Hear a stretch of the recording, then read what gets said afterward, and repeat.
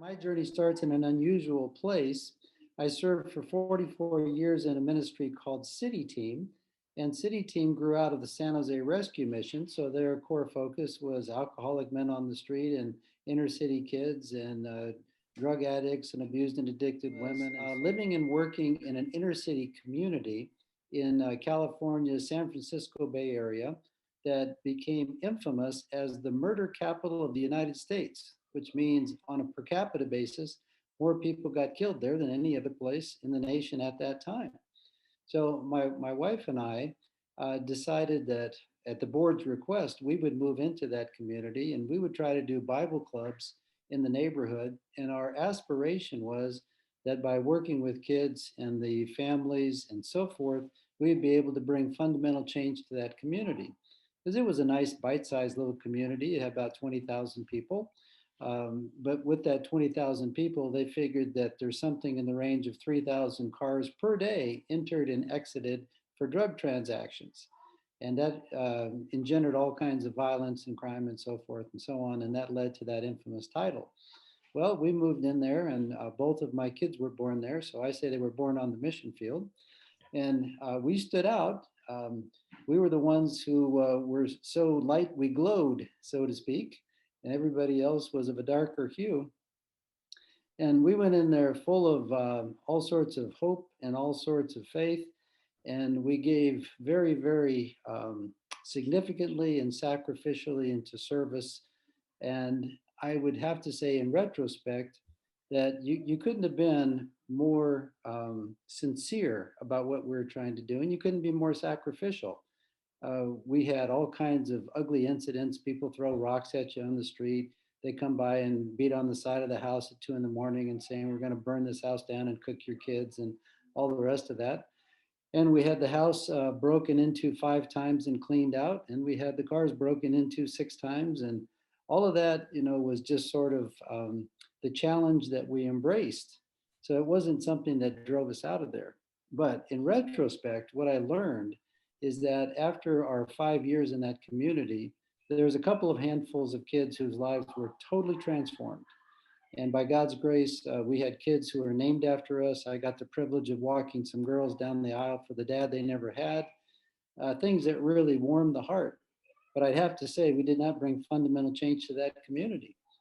And so I learned a lesson there that it doesn't matter how sincere you are or how sacrificial you are, as long as you don't have the right strategy.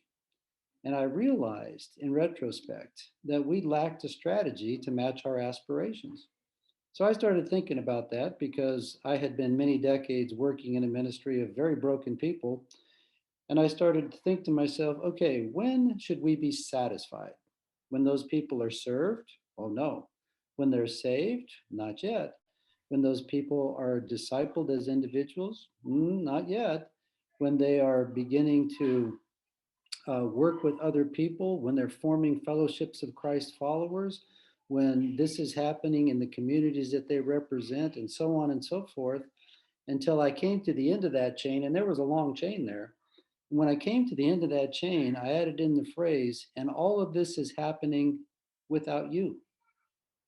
And it's the without you that really captured my mind, because as I began to think about it, long before I was using the term movement, what I was realizing is that if you cannot create a chain reaction that can maintain its quality without you, you are essentially not having a Great Commission conversation. Because I had traveled enough places in the world and I had seen enough of the damage that I knew money wasn't going to solve it. And I knew that organized structures, because of their limitations of people, of resources, of the need for diversity and so forth, they weren't going to solve it. So how's it going to get done? And eventually I came to the conclusion for myself that the only way, underline that and make it blink red, the only way to complete the Great Commission is if ordinary people are multiplying disciples in their natural networks. Because I begin to observe and say, okay, what is the problem? Before you can talk about the solution, you got to get grips on the problem. Well, the problem is obviously the lost. Well, what do the lost look like? Well, it's pretty hard to find a common denominator for the lost other than that they are lost. The reality is there's somewhere between 5 and 6 billion, and scholars disagree on the number. It doesn't matter. That's a number of magnitude that says it's an incredibly big challenge. So what characterizes them? Well, they're very dispersed, they're everywhere. They're very diverse, which means one of the things that has really bedeviled the missionary enterprise is the idea that one size fits all.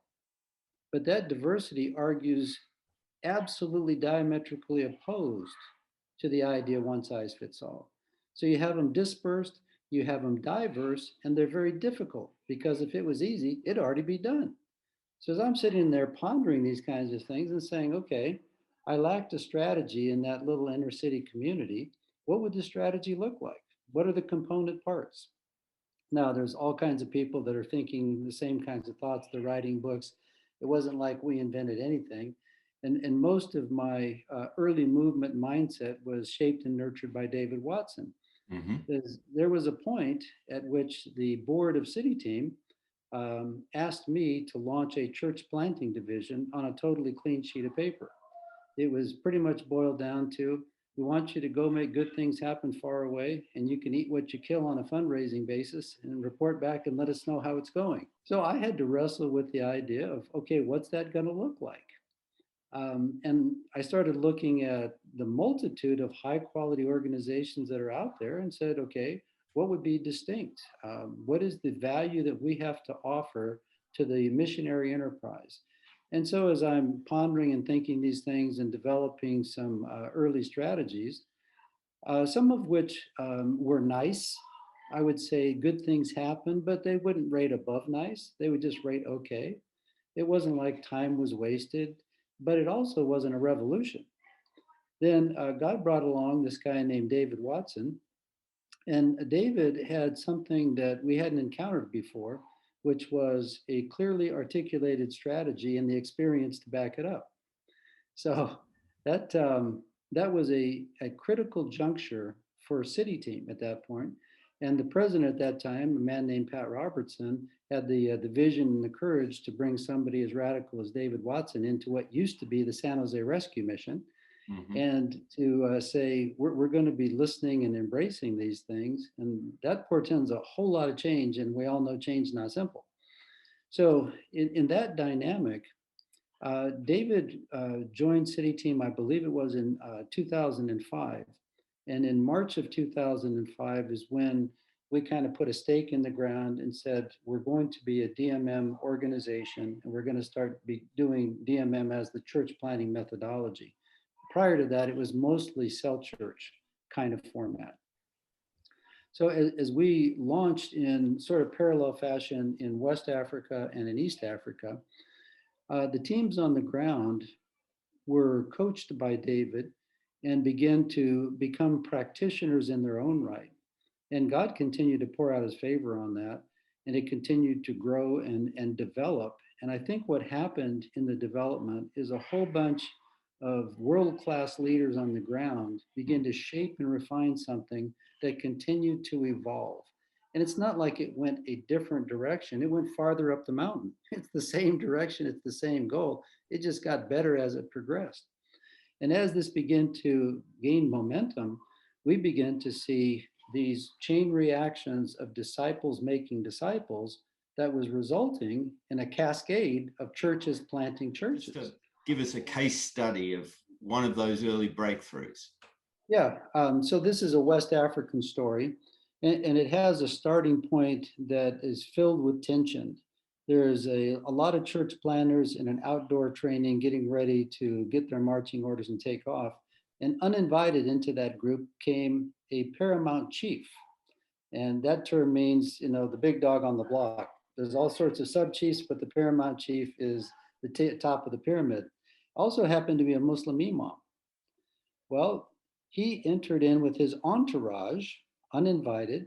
And of course, there's a deathly silence that settles over the crowd.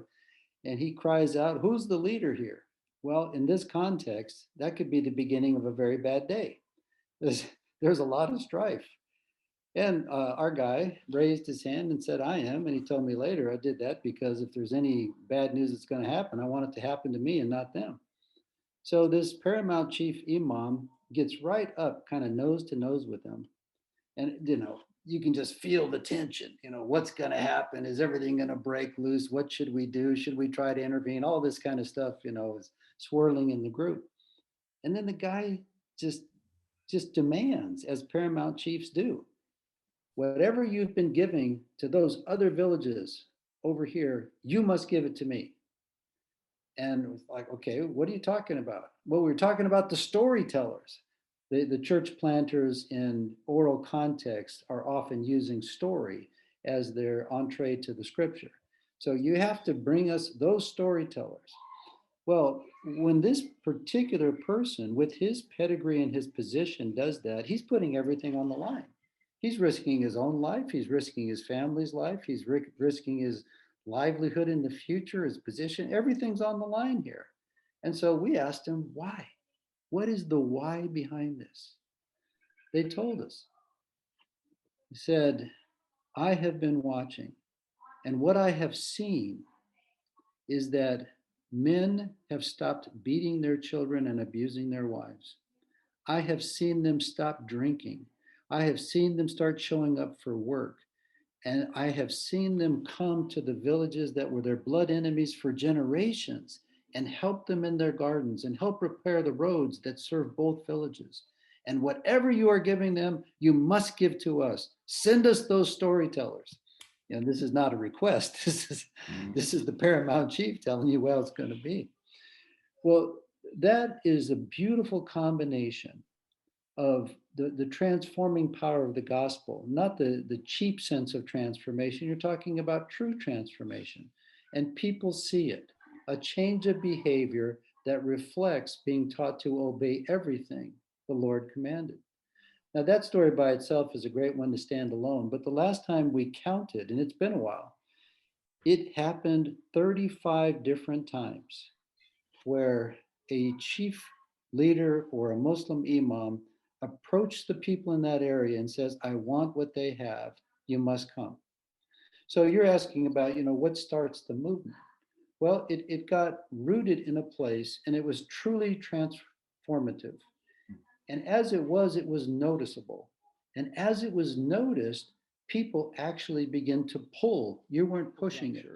Is we begin to say, you have to start with all three dimensions of life at the same time, wide, deep, and long. Everything in life is 3D. So, what does that mean? Wide is about growth. The scripture says in John 15, by this is my Father glorified, that you bear much fruit. There's an expectation. So, there has to be a wide, a growth factor, but there has to be a deep factor, and that fruit should remain. So there's a mandatory maturing, and you can't sacrifice one for the other. It's not about, well, we're the big growth kind and we're the go deep kind. No, they have to be at the same time. What is long? Long is about leadership development. The idea of leadership development is, in my mind, essential to movement. Think of it this way: you have to have a quality leader at every link of a generational chain, or your chain will be broken and you're no longer in the movement business. And whose responsibility is that? Well, that is what I would say is the apostolic responsibility. We use the term that we think is equivalent of a catalyst. We would say we have two fundamental roles, a catalyst and a coach. Well, what's the role of a catalyst or the apostle? To help things happen, come into being that could not happen without you, but do not depend on you. Now, to say not depend on you, you have to start being a coach. What is the coach's role? Make sure it's deeply rooted and make sure it's reproductive. So we would say our roles are in the catalyst coach combination. And in that, one of your primary duties is leadership development, and it has to be from day one. It's very hard to make a U-turn on this road. And everybody knows if you have a genetic defect and it multiplies, not only do you have double the problem, but it's going to keep spreading and it's going to keep amplifying, and you're never going to get it back. So, the old adage, start like you want to finish, becomes very important here. And where you want to finish is a quality leader, a son of the soil, a daughter of the soil, at every link of a generational chain. And to do that, you got to start from the beginning and you have to help them with the reality of both spiritual maturity and the increasing complexity. But when you think of what is a movement designed to do, I find there's a lot of people that perceive it as a linear set of links in a chain. It just goes out, and they don't say this, but what the implication is, it's largely homogeneous. Well, if it stays homogeneous, you're no longer having a Great Commission conversation because the laws are very diverse. So if it's going to go viral, and I know that word is so overused both for the internet and for disease, but what does it mean? It means that when it leaves you, it doesn't stay like you, intentionally so. So everybody has crossover in their circle of influence. The people in this circle have other relationships that lead to other circles. So when the gospel crosses from one circle to the next, the diversity and therefore the difficulty has just increased. Now it hubs and breaks again into a different stream. It hubs and breaks again. That's what viral looks like. It's all over the place. Well, if you are not extremely intentional about leadership development that can handle magnitude, it's expanding, but also diversity and the difficulty it engenders, then you're going to have a fundamental problem to achieve the vision that you have is the gospel is touching every segment of every society, not just one stream. So this leadership development and the idea of it has to be in 3D, wide, deep, and long, all at the same time, is one of the operative things that was just distilled over time as we tried to what we call listen, learn, and adapt. Well, by God's grace, I think we have a pretty high ratio of the kind of quality of leaders who are creating leaders who are creating leaders. I think it's fair to say that there's lots of cascades of leaders. It just happens a couple months ago. I just wanted to find out. So I asked all the field leaders to give me an anecdotal report on the workforce. And anecdotal, I mean, we didn't do a scientific study and whatever. I asked each field leader, tell me who is on your team that makes the wheels go round.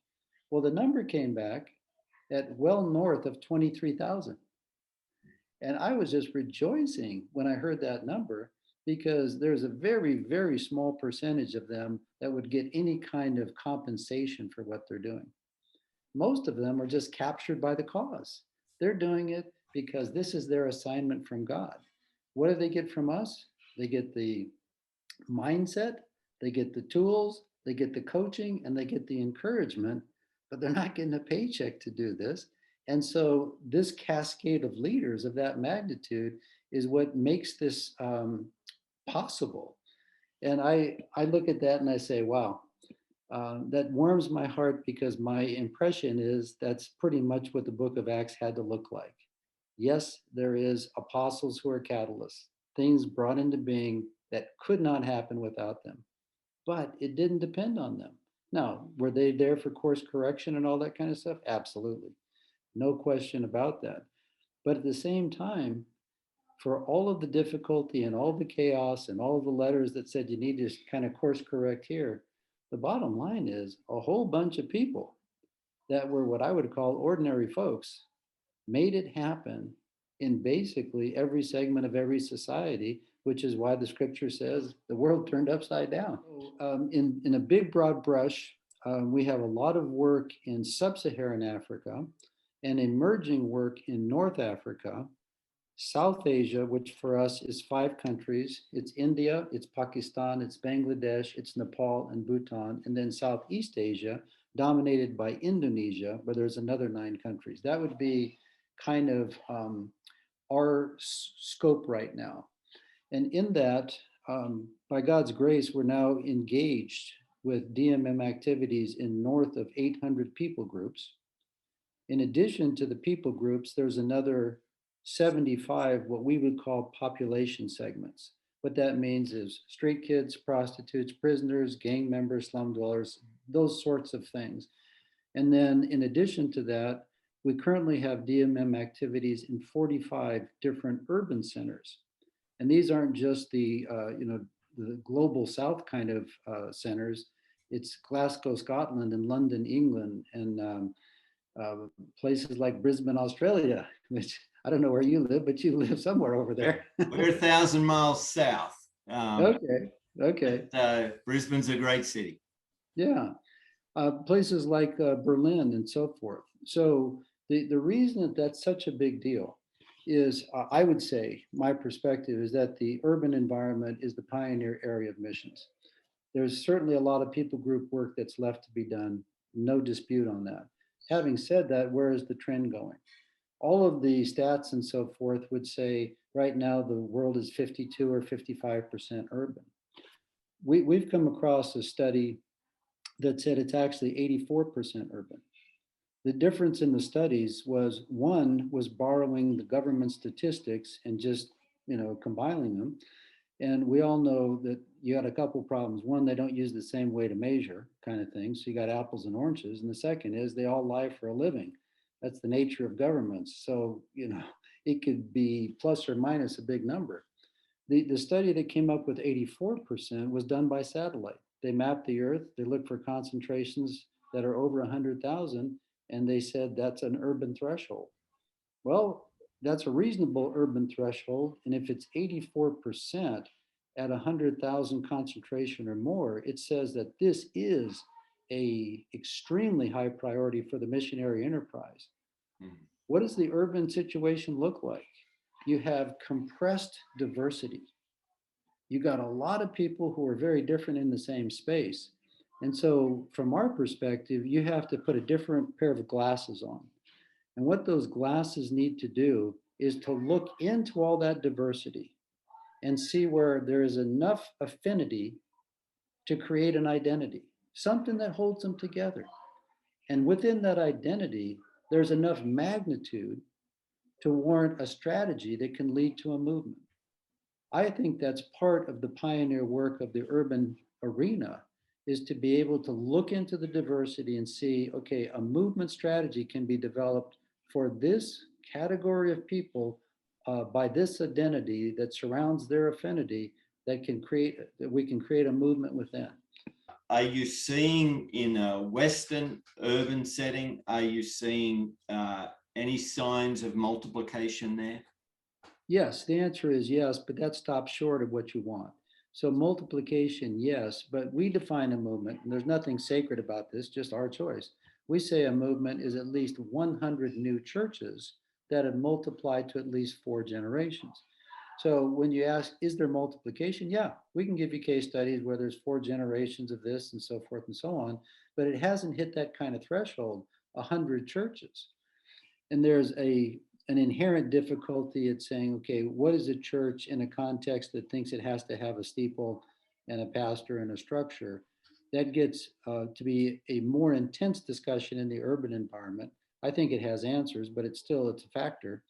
So if you're going to hold to a movement threshold that has, some serious parameter to it, no, we haven't been seeing that yet, but we have been seeing encouraging signs of the growth that's happening, the momentum and the trend. And any insights about what it takes to at least see multiplication in a Western urban setting? Yeah, and I'm going to default back to the very first thing is put the prayer base in place. The West has this notion that they're not struggling with the spiritual strongholds like the rest of the world. They are. They're just better camouflaged. When you don't see a witch doctor doing blood sacrifice under the tree, doesn't mean that the demonic forces don't have strongholds at work. So put the prayer base in place. That's number one. Number two is you have to change the paradigm. Right now, the dominant paradigm of anybody who was born and bred of Western Christianity is it's not my job. Now, they may not say those words, but that is absolutely what they think and how they act. And it's a fundamental problem that has to be broken before you're going to see movements. Because if you leave it to the trained and paid professionals, game's over already. You can't win. And when I say you can't win, I mean in the sense of 1 Corinthians chapter 9, verse 24, run to win. You can't win by leveraging on the professionals. It has to be Joe and Sally Smith. That's the American version of ordinary people. It has to be Joe and Sally Smith that are multiplying disciples in their natural networks. Now, part of the difference that has to happen, especially in the urban environment, is to recognize that if you had a giant sized pyramid of the workforce, you take the big base, it's Joe and Sally Smith. They're not going to do much more than have something going in their close circle of influence or their living room. But they are absolutely essential to the overall strategy. As you move up that pyramid, people have different levels and layers of strategy they're responsible for. And as you get to the top, it's relatively few people who can see the big whole that is so crazy diverse and actually separate it into parts. But when you have the people that have the gifting and the anointing to do that, and they can empower the other layers to fill the function in terms of the overall mosaic, then yes, it's actually practically possible to see these things work. One other thing that has to get into the context, and that's the difference between knowledge and obedience. Most everybody in the West came to faith through a gospel of salvation, not a gospel of the kingdom. The difference in that is a gospel of salvation makes you understand clearly you're a sinner, he's a savior, and you can have eternity. But that produces believers. A gospel of the kingdom makes you understand from the beginning that the king is in charge of everything and you need to obey him accordingly. Therefore, you're not just a believer, you're a follower. As soon as you become a follower, you have a DNA of obedience that now means yes, no matter what the question is when God asks, and the attitude of obedience to back it up. The issue that separates between knowledge and obedience is as big a gulf as you can find. There's lots and lots and lots of knowledge in the West, but the obedience factor is very limited. I've been in lots of contexts where people either scratch their head at, what are you talking about, obedience, or actually back up and hunch their shoulders because it's an offensive concept. What could be more fundamental to being a follower of Jesus than obeying the king in everything? And until that particular stronghold gets broken and until leadership begins to actively say, here's what it looks like, here's what it means, here's what you must do, and get them to do it with others. Until that little equation comes into place, we're not going to see many movements. So the latest report, which when you looked at the website, you haven't seen the update, the latest report would push the movement total to 146. As far as how many of those are led by Westerners, the answer is zero. Hmm. And that is intentionally so. Start like you want to finish. If a Westerner or an outsider of any character is leading something, it is artificial. And things that are artificial do not last long and they do not reproduce. So, if in fact, to try to achieve a goal, you insert something from the outside that's artificial, you may get the short term benefit as very impressive, but it's like a shooting star. It's very impressive for a short period of time. Then it fades away, and that's it. So, in the it's not to be just cutesy, but in the idea of start like you want to finish, it has to be the inside folks that own it, and the outside folks have to stay in their lane, which means you're a catalyst, help get launched. You're a coach, make sure that it can stay on track and can reproduce without you, but don't get in there and take over. As soon as you as soon as you do, you've ruined the DNA. Training, the vast majority, and certainly the stuff on the ground, is all sons of the soil or people who have come from one place that is of the soil and are training in another place. So I'll tell you a funny little story. Our guy who leads East Africa, his home is in Nairobi, Kenya. So he's Kenyan, and his name is Ila Tassi. He was doing DMM training in Tajikistan. So that's way far away. So he sends me this emergency message, the email with the red exclamation mark in it. And he says, Harry, quick, get onto Google Maps, go over the Russian speaking world, drill down into Tajikistan, look for the black dot. It's me. I'm the only one. So, clearly that's a Mm. cross-cultural situation where anecdotally we have the first Black church planter to do any training in Tajikistan. I can't prove that, but it could be true because he told me everybody and their brother was photobombing him and getting next to him to take a picture and selfies and all the rest. But the point of that is it's not Western people that are doing that. It's folks from outside the West that are doing that training that is truly being spread around the world. We counted last time that we checked at about 125 countries that we've provided training in. I will tell you a story. So this goes way back into my career, and I've been in full-time ministry now coming up 47 years, where one of our teammates, a guy named Jim Yost, who was working in the far eastern edge of Indonesia called Irian Jaya. Now it's called Papua. At that point, Irian Jaya was famous for being the ends of the earth, and it was famous as well for Stone Age tribal people that until somewhere in the 60s had no idea that they weren't the only people on the earth, that kind of thing. So in that environment, Jim had been working and he said, I want you to come and meet a man named Yingongan. Okay, who's Yingongan? Well, he's one of the first people that came to faith, and he became, as God produced a people movement, bringing almost his entire tribe to faith, he became one of the leading elders of this church movement that birthed. And he said he's got a story that you just need to hear. So I made my way out to Irian Jaya, which is quite a trek. I believe that trip took me 46 hours to get there, and I had to go through 16 time zones. It was like, oh my goodness. So I sat down with this very nondescript individual named Yingongan in a pig pen, literally, sitting on a log with the pigs snorting and the chickens carrying on and all this chaos going on. And I said, tell me, how did you come to faith? And he began to share a story about how the legend among his people, as he grew up as a kid and listened to the stories around the fire, was that someday people with skin that is as white as the clouds will come and they will bring the words of life. And so this was the legend that was reinforced through the generations.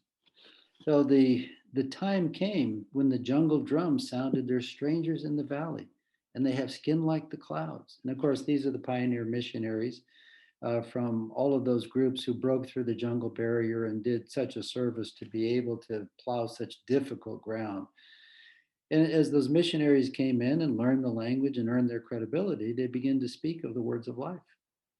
Well, as Yingongan listened as a teenager, kind of from the fringe, about these words of life, eventually he got to the point where he said to some of his friends, other teenagers, we should go up into the mountains and we should discuss the words of life.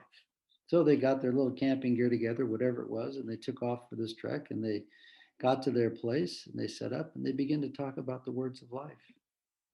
And then something stunning happened. As Yinganing told me, that there came a sound like a mighty rushing wind. And there appeared on the heads of all these individuals tongues of fire. And they began to speak in languages they didn't know. And as you can imagine, I'm listening to a first hand, direct testimony of God choosing to repeat the miracle of Pentecost. I was dumbfounded. He goes on to say, as God's Spirit moved in, people who were in a culture that embraced witchcraft and embraced tribal warfare and embraced all these other things that are just demonic at their root began to rapidly change. They left their idol worship and their demons. They left their warfare and all of these things that, it was a darkness to light transformation, just stunning. And almost everybody in his people group came to be followers of Jesus. And then the story goes on and it's, just beautiful in its dimensions. And I'm overwhelmed. I tried to take notes and all that kind of stuff, but you get so lost in the story that the notes they're not adequate. Let's put it that way. So as I left, I just said to myself, someday I'm coming back. Someday I will hear more of this story. So time goes on, and I forget how many years, but the day came, and I said, I'm going back. I'm going to find Yangongan. It was, again, quite a trek, but I found him. And I went with him with open arms and said, Yangongan, tell me how it's going. And he looked at me with hollow eyes and then turned away and stared off in the sky. His countenance fell. He said, Harry, the young people no longer follow Jesus. What? What happened? He said, they've gone back to warfare. They've gone back to idol worship. They've gone back to their demons. They've gone back to this, that, and the other thing. And now I hear them talking around the fire about what would it be like to kill someone and eat their flesh, to be cannibals again. And I was horrified, stunned. I couldn't believe it. So I said, Yingongan, what happened? And the words that he said scarred my soul and were part of the big change in my life. He said, we didn't disciple our children. Then he turned and walked away, and I've never seen him since. Now, that phrase, he meant it biologically, but it's so true. It is so true. We have not discipled our children. We have not created a legacy. There's 3 places in the scripture where it says God's command to 1,000 generations. Have we done what we need to do to ensure a legacy that can keep its quality without us? And Yingongan's haunting words remind me over and over and over again, is what you're doing something that will effectively create the leadership of the next generation who have the DNA deeply rooted in their soul and the commitment that goes with it to say, I'm not only going to live it out, I'm going to pass it on. When I get to bedrock on movements, that's where I go. And it influences everything I think and everything we do.